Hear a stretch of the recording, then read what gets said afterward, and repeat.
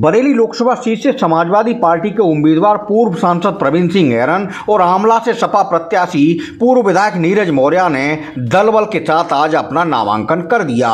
कुछ देर के अंतराल से प्रवीण सिंह ऐरन और नीरज मौर्य बरेली कलेक्ट्रेट पहुंचे और अपने पर्चे जमा किए। बरेली से बसपा उम्मीदवार पूर्व विधायक मास्टर छोटेलाल गंगवार ने भी नामांकन की प्रक्रिया पूरी कर ली। नामांकन के बाद मीडिया से बातचीत करते हुए बरेली से सपा प्रत्याशी पूर्व सांसद प्रवीण सिंह ऐरन ने कहा कि वह जाति धर्म की राजनीति नहीं करते और चुनावी तैयारी पिछले 5 वर्ष से कर रहे हैं। मोदी सरकार की जन विरोधी नीतियों से जनता बहुत परेशान है। मोदी सरकार की जन विरोधी नीतियों से जनता परेशान है और चुनाव में भाजपा को अपनी ताकत पता लग जाएगी। ये तैयारी तो जब हम पिछली बार चुनाव हारे थे तो उसके अगले दिन से शुरू हो गई थी और उसी हिसाब से तैयारी तभी से चल रही है। और समाज सेवा में, राजनीति में और ख़ास तौर से चुनावी राजनीति में तो निरंतरता रहती है, तो इसलिए तैयारी चल रही थी। लेकिन अब चुनाव जब नज़दीक आए तो और पिछले 4-5 महीनों से तैयारी तेज़ हो गई और हमारी बूथ लेवल की कमेटी जो हैं हर जगह बनी हुई हैं। जो एक प्रचार होता है कि विपक्ष के लोगों की बूथ कमेटी नहीं होती, तो चाहे एक कोई बड़ी लहर हो, जैसे पिछली बार पुलवामा के आधार पर एक लहर सी बन गई थी मोदी जी के पक्ष में और उसका जो नतीजा भुगता वो सारे देश ने भुगता। बेरोज़गारी के रूप में नौजवानों ने भुगता, किसानों ने अपनी बर्बादी के रूप में भुगता, महिलाओं ने असुरक्षा के रूप में भुगता। ये सब हम सब जानते हैं।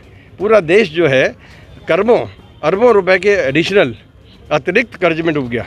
ये आप सब ने मीडिया में ही है, मीडिया में लिखा है, गवर्नमेंट के फिगर्स हैं, सरकारी फिगर हैं और अंतर्राष्ट्रीय स्तर पर फिगर है कि मोदी जी के राज में ये तमाम चीज़ों का जो इन्होंने जिस तरीके के बॉन्ड का इशू हुआ, इन सब की वजह से देश बहुत ज़बरदस्त कर्जे में डूब गया। हमारी जीडीपी का, सकल आय का एक बहुत ही बड़ा हिस्सा कर्ज के सिर्फ ब्याज में जा रहा है। आप सोचिए ज़रा, ये जो हमारे मनमोहन सिंह जी, उसके यूपीए की जो सरकार का बजट था, जो राष्ट्र की स्थिति थी, जो बजट की स्थिति थी, जो वित्तीय स्थिति थी, जो जीडीपी की स्थिति थी, आज किस लेवल पे ले आए कि देश की आधी से ज़्यादा आमदनी जो है कर्ज में जा रही है, मूलधन वापस नहीं हो रहा है। तो ये स्थिति इनके है, जानते ही नहीं। वो खुद ही कह चुके हैं एक इंटरव्यू में हमारे एक पत्रकार साथी के कि मैं पढ़ा लिखा नहीं हूँ, मेरी कोई, अब जब पढ़े लिखे नहीं थे तो बाद में एक डिग्री आ गई। अब ये सब चीज़ें माननीय न्यायालय के ऊपर हैं, तो हम कोई कमेंट तो नहीं करेंगे इसके ऊपर। लेकिन हमारा कहना ये है कि मुकाबला तो निश्चित रूप से, हम ये तो नहीं कहेंगे कि मुकाबले में नहीं है बीजेपी के अलावा और तो कोई चुनाव में है ही नहीं। एक मुझे ये पता चला है कि उनके चुनाव का जो नामांकन है उसमें कुछ गड़बड़ है। भाजपा प्रत्याशी के नामांकन में कुछ जानकारी मिली है कि उनके उसमें कमी है, तो हम तो प्रशासन से कहेंगे उसको पुनर्चेक करें, क्योंकि उसमें कुछ आपराधिक जो मामले लंबित थे उसके विषय में जानकारी की अभी पता नहीं, शायद अभाव है, उसको भी हम दिखवाएंगे। और साथ ही साथ ये भी अनुरोध करेंगे कि हम इन सारी चीज़ों को चेक भी किया जाए और साथ साथ ये सुनिश्चित किया जाए कि कोई भी चुनाव आयोग का जो प्रक्रिया है, जो नियम है, उसका पालन 100% सुनिश्चित किया जाए। और ये ना हो कि विपक्ष के लोगों को प्रचार करने में, अब नॉमिनेशन में भी अगर दिक्कत होगी विपक्ष के लोगों को, तो वो सही नहीं है। देखिए, हम जाति के हिसाब से चलेंगे तो फिर तो हम इलेक्शन ही नहीं लड़ सकते। हम जातीय राजनीति नहीं करते, ना हम जाति करते हैं ना सांप्रदायिक करते हैं। जो करते हो उनको मुबारक। हमारा एक एक पहलू, हमारे समाज, हमारा व्यक्तिगत, हमारा राजनीतिक, हमारा सामाजिक, सारे सरोकार पूरी जनता जानती है। तो हमारे लिए इस कुर्मी समाज का बड़ा समर्थन है। ना सिर्फ कुर्मी समाज का, अगर कुर्मी समाज का समर्थन नहीं होता तो हम 2009 में ही नहीं जीतते। और इस बार आप देखिएगा, इस बार हमारे नामांकन से लेके आप सारी भीड़ में देखिए ना कितने कुर्मी समाज के लोग हैं। तो ये भ्रम फैलाया गया है, ये राजनीतिक चाल है कि साहब कुर्मी वहाँ है, यादव वहाँ है, कोई बोलाना यहाँ है, सब समाज हमारे साथ है। हम संतोष जी के नाम से ही तैयारी कर रहे थे और आज भी हम संतोष जी हैं।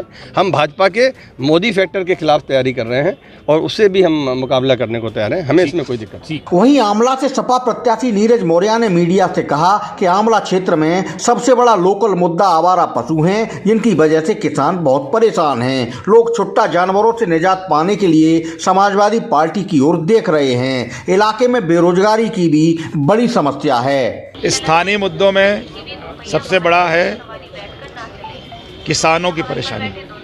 अन्नदाता हमारा बहुत दुखी है, बहुत परेशान है और अन्नदाता अपने बच्चों को पेट पालने के लिए, फसल को रखाने के लिए रात रात भर सर्द रातों में जब 3 डिग्री पारा होता है तो वो खेत की मेड़ पे खड़ा होता है।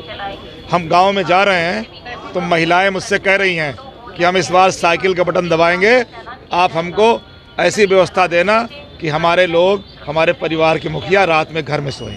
और गाय माता भी बहुत दुखी है। गाय माता इतना दुखी है कि वो तड़प तड़प के मर रही है। और ये भाजपा वाले कहते थे हम गौ रक्षा करेंगे, कोई देखने नहीं जा रहा है, कोई सुनने वाला नहीं है। गाय माता परेशान है, मर रही है। सबसे बड़ा स्थानीय मुद्दा है, हमारे नौजवानों को नौकरियां नहीं मिल रही। आपने देखा 60,000 नौकरियां निकली थी कांस्टेबल की, 60 लाख फार्म भरे लोगों ने। क्या महंगाई, क्या है बेरोजगारी दर, तो रोजगार वो भी परेशान। महंगाई का ये आलम है कि हर गरीब आदमी 2 वक्त का सही भोजन नहीं कर पा रहा है। आज भी गांव में 50% से ज़्यादा बच्चे कुपोषण का शिकार हैं। हमारे यहाँ की भूखमरी के जो पूरे वर्ल्ड की एक लिस्ट है उसमें इंडिया पहले 55 पे था, अब वो पहुँच गया है 113 के ऊपर। तो यही है विकसित भारत। विकसित भारत यही है क्या? ये सब बड़बोले लोग हैं। बड़बोले लोगों को क्या बोल दो, कुछ भी बोल दो। जो कार्यक्रम हुआ उस कार्यक्रम में कुर्सियां नहीं भर पाए। अगर आप गए हो तो देखिए जाके, जो कुर्सियां लगाई थी वो कुर्सियां नहीं भरी। जनता हमको समर्थन दे रही और आंवला में बदलाव होगा, 100% बदलाव होगा। इसके अलावा बरेली से बसपा प्रत्याशी मास्टर छोटेलाल गंगवार ने अपने चिर परिचित अंदाज में राष्ट्रीय मुद्दों को लेकर मीडिया के सामने अपनी बात रखी और मोदी सरकार पर तीखे अंदाज में निशाना साधा। मैं मास्टर छोटेलाल गंगवार, पूर्व विधायक नवाबगंज, जब से ये सरकार बनी है तब से बेरोजगार सड़कों को घूम रहा है, महंगाई आसमान छू रही है और इस देश की जनता को गुमराह कर जो पार्टी सत्ता में आई,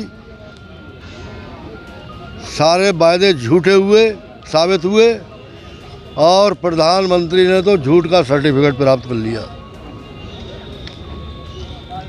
और ये सरकार ऐसी आई जो देश में कोई संपत्ति बना तो सकी नहीं, बल्कि देश की संपत्तियां बेचने का काम कर रही है।